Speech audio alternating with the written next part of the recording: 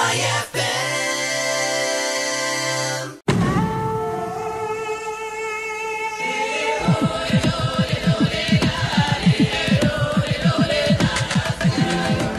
Jessica, my beloved Jessica Bilson. How are you doing, Cochran? I'm doing well. How are you? I'm good. Congratulations on your big win. Thank you so much. Can you believe it? Who would have thought? I know, that is awesome. You go from watching Survivor on TV for years to making Survivor South Pacific to being a somewhat weaker player to being voted out, asked to return, and then a challenge dominator, and then you win. Yeah, I mean, it's a perfect, two-season story arc. I like to think of things in terms of storyline. It's a pretty remarkable one. Yeah, that is awesome. And going into this season, did you ever think that you would win? I mean, I went in not like confident I would win, but I came back with the intention of trying to win. I didn't really want to play again just to be a big character or be funny or anything again. This was more of a business trip. I was trying to be a little bit more serious about the game, and fortunately, that's what happened. But no, I didn't think I was guaranteed to win. And it was always kind of like just a fantasy, but the fact that it became a reality was obviously incredible. Let's be honest. You just went back to Survivor to get more Twitter followers.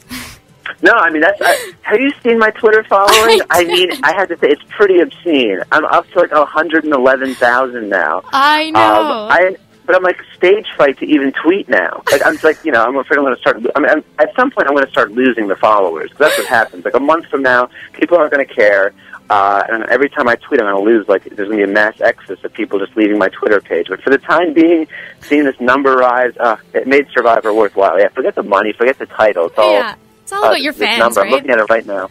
I laughed so hard whenever you promoted your Twitter page, and I looked right away, and you had like 40-some thousand followers, and then I just looked this morning. I'm like, really? He has over 100,000 followers? That's awesome. It's unbelievable. I think I'm one of the top most followed Survivor contestants, apart from the people who are like independently famous. Yeah. Oh, I love it. I don't even know where I am in my questions right now. I got distracted. No, it's good. All right, so what was it about this season? I mean, you were a challenge master. Was it mostly just luck, or did you spend a lot of time working out and getting ready for the season? Well, it certainly wasn't working out and getting ready. The challenge stuff, I'm aware that the challenges I won, one is eating gross food, one is having, like, an advantage that had anybody bought that advantage at the auction, they would have won. Then the last two, I think, were actually semi-legitimate. Not to say that gross food it wasn't legitimate, but I don't think I'm one of the greatest challenge competitors of all time. I'm kind of being tongue-in-cheek when I say that sort of thing. Mm-hmm. But I think I went from being horrible at challenges to being at least somewhat okay at them. Like, I was never a liability for my tribe in challenges, and just being more comfortable and a little bit more calm, I think, is what allowed me to perform at least adequately, if not, fantastically. And then once you won the first immunity challenge, you're like, all right, I got this. I can win the rest of them. Yeah, right, exactly. Well, and, the thing about winning immunity, usually my philosophy is, like, you shouldn't want to win immunity because it makes you look like a threat, and then people are going to want to vote you off as soon as possible. The thing is, with the challenges I won, none of the, eating gross stuff wasn't going to come up again, so there's no threat created by me being good at eating pig brain. Having an unbeatable advantage, that doesn't make me a threat. But what winning immunity does give you that I didn't really fully appreciate before getting it is that you can think a little bit longer term because you're not afraid of going home that night. So instead of thinking, okay, what's going to get me to tomorrow morning, you can think, okay, well, tomorrow morning I'm going to be here regardless. Let's think about what's going to happen in 3 days. You can plan a little bit longer term. Yeah. I getcha. So during your last tribal council, you didn't really get a lot of heat from the jury. It was mostly everyone picking on John. Did that come as a surprise to you?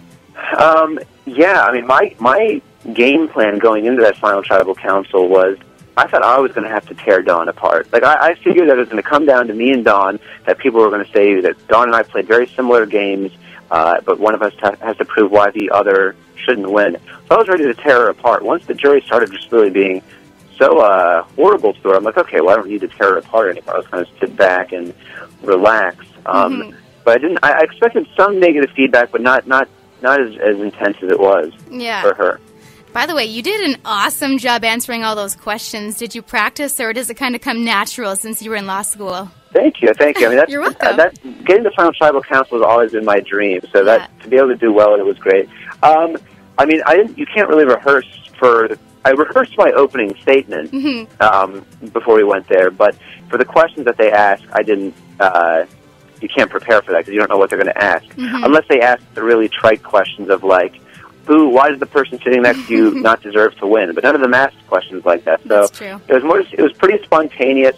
I had the benefit of, like, everyone was being pretty nice to me, so I felt more comfortable, and that allowed me to be a little bit more articulate. Yeah. If somebody had started screaming at me at the beginning, I probably would have gotten shell-shocked and not been as coherent for the rest of my answers. Like, kind of Dawn. The first thing Dawn hears, I don't know if they played it, but Malcolm said something like, "It's going to be a rough night for you, Dawn." Yeah. And that's unsettling. And then, Dawn's like an incredibly smart woman, but it makes it difficult to maintain your composure when you find out that everyone's about to attack you.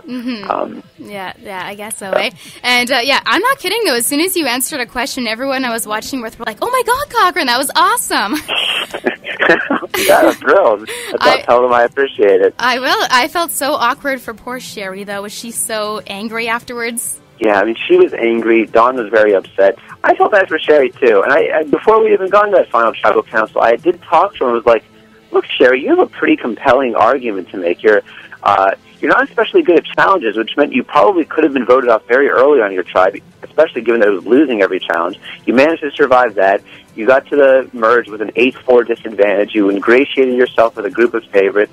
You got to the end. I mean, it's a pretty, and the last fan remaining, it's like a pretty great storyline, but I don't think the jury was that thrilled with her, so didn't really have a chance to express that storyline. Yeah, no, they didn't care what she had to say. Now, I do have to ask you this. Do you think that Eric looks like John Lennon?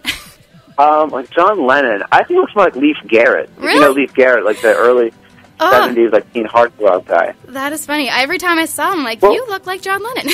I know the photo shoot, I mean, I may be being presumptuous. There is one photo shoot where John kind of has that feathered hair that looks pretty similar to Eric. And the glasses. But I always thought more Leif Garrett. All right.